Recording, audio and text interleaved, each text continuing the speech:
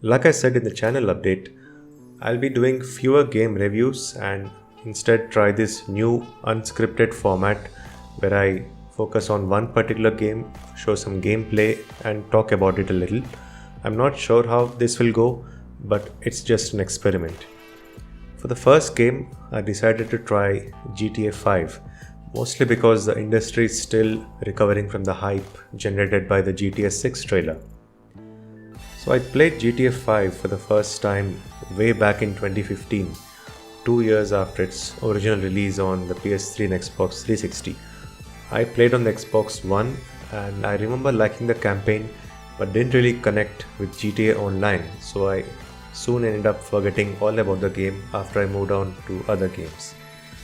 But of course, GTA 5 would go on to become one of the most sold games of all time, only behind Minecraft, and it would be one of the few games to have released on 3 separate console generations. But how is it actually to play it today? And I also wanted to understand why so many people play this game after all these years, and in some cases, why do they play only this game? As it turns out, GTA 5 is so popular even today because it has actually aged quite well. The mission design is still solid even in 2024 and puts a lot of other open world games to shame.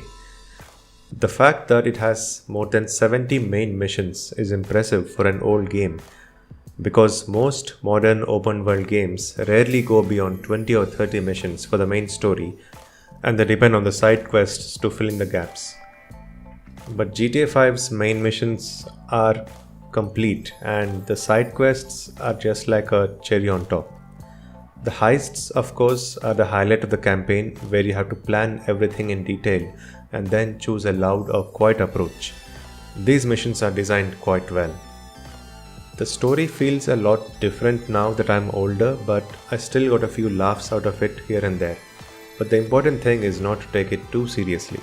After all, it's a satire on the modern society and most of it is still relevant today. I once again tried spending a bit more time in GTA Online, but just by looking at the number of updates this part of the game has had and the number of things to do, I felt overwhelmed and didn't really feel like trying any of it. But I think as a complete package, GTA 5 has a lot to offer, and for most people that's enough to keep them entertained for 10 years or more. We still don't know how long GTA Online will be supported after the release of GTA 6, or if it will be merged into whatever online component that game has. But Rockstar has learned quite a lot in these 10 years about running a live service game, and I'm sure it'll be another multi-billion-dollar revenue source for them in the future. So to answer the question, why do so many people still play this game after all these years? It's simply because even though it's such an old game, it runs well on modern machines, the story is still relevant, the online part is constantly updated, and if you're someone who doesn't really like trying multiple games every year, then this single purchase can entertain you for several years, which is a great deal.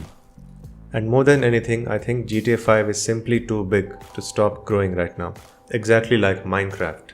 And all this was just talking about the console version. I haven't even touched upon the PC version with all of its mods offering a whole lot of content that the developers never actually intended to be in the game. Will people eventually get bored of the formula maybe after 10 more years? Well, only time will tell. But I think we should prepare ourselves for at least a few more years of GTA 5 and eventually GTA 6 taking over conversations about video games everywhere. Thanks for watching.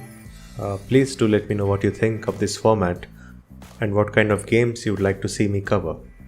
See you next time.